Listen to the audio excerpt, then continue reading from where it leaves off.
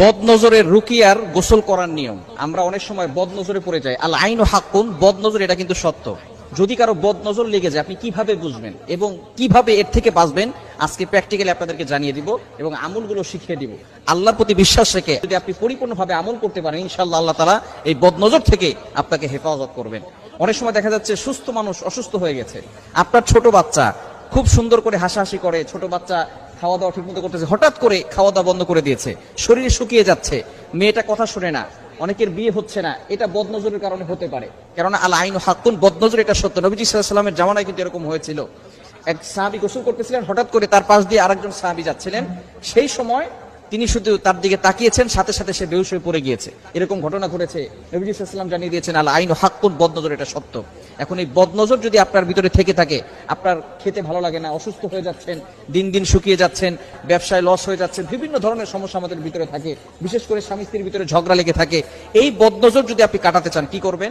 আপনি প্রথমে একটা বালতি অথবা একটা পাত্র নেবেন, অথবা গামলা হলেও হয়, সেখানে আপনি পানি নিয়ে, পবিত্র পানি নেবেন, আপনি নিজে অজু করে নেবেন। অজু করে আপনি 2 হাত সেই পাত্রের ভিতরে রাখবেন, পানির ভিতরে রাখবেন। রাখার পরে আপনি 7 বার দুরূদ শরীফ পড়বেন, যে কোনো দুরূদ পড়লে হবে, তবে দুরূদ ইব্রাহিমটা পড়বেন, যেটা আমরা নামাজের ভিতরে পড়ি, এটা 7 বার পড়বেন। এরপরে 7 বার সূরা ফাতিহা পড়বেন, 7 বার আয়াতুল কুরসি পড়বেন, 7 বার সূরা কাফিরুন পড়বেন, 7 বার সূরা ইখলাস পড়বেন, 7 বার সূরা ফালাক পড়বেন, 7 বার সূরা নাস পড়বেন। এরপরে 7 বার আবার দুরূদ শরীফ পড়বেন। এরপরে আপনি হাতটাকে উঠিয়ে ফু দেওয়ার কোনো দরকার নাই, ওই পানি দিয়ে আপনি গোসল করে নেবেন। ইনশাআল্লাহ আল্লাহ পাক রব্বুল আলামিন আপনার বদনজর দূর করে দিবেন। খুবই চমৎকার একটি আমল। এই আমলটি করে অনেকে ফায়দা পেয়েছেন, আপনিও ফায়দা পেতে পারেন যদি পরিপূর্ণভাবে আমল করেন।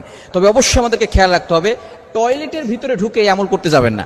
বিশেষ করে বর্তমানে আমাদের প্রত্যেকটা ঘরের সাথে সাথে অ্যাটাচড টয়লেট, অ্যাটাচড বাথরুম হওয়ার কারণে দেখা যাচ্ছে যে আমরা ওইখানে গোসল করি, ওইখানেই টয়লেট করি।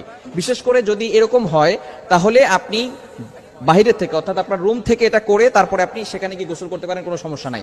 এই পানি দিয়ে গোসল করার পরে অন্য পানি দিয়েও আপনি গোসল করতে পারেন, কোনো সমস্যা হবে না। এভাবে যদি আপনি আমল করতে পারেন অবশ্যই আপনি আল্লাহর পক্ষ থেকে উপকার পাবেন এবং কোরআনের যে একটা মুজিজা আছে, কোরআনের যে পাওয়ার আছে, এটা আপনি সচক্ষে দেখতে পারবেন যে আল্লাহ পাক রব্বুল আলামিন আপনাকে সকল ধরনের বদনজর থেকে হেফাজত করবেন। আর আয়াতুল কুরসি, চারকুল, এগুলো 5 ওয়াক্ত নামাজের পরে আপনি পড়বেন। তাহলে কেউ ব্ল্যাক ম্যাজিক করে, জাদুটোনা করে আপনাকে কোনো ক্ষতি করতে পারবেন। অনেক সময় দেখবেন এই যে নামাজের পরে আপনি যদি আয়াতুল কুরসি না পড়েন তাহলে কিন্তু আপনি বিপদে পড়ে যেতে পারেন। কারণ আয়াতুল কুরসি হচ্ছে জিন বলেন, ব্ল্যাক ম্যাজিক বলেন, কুফরি কালাম বলেন, সবকিছুর বড় মহা ওষুধ। 5 ওয়াক্ত নামাজের পর আয়াতুল কুরসি পড়বো এবং বিশেষ করে ঘুমানোর সময় অজু করে ঘুমাবো আর আয়াতুল কুরসি, চারকুল, সূরা বাকারা শেষ 2 আয়াত এগুলো পড়ে ঘুমালে ইনশাআল্লাহ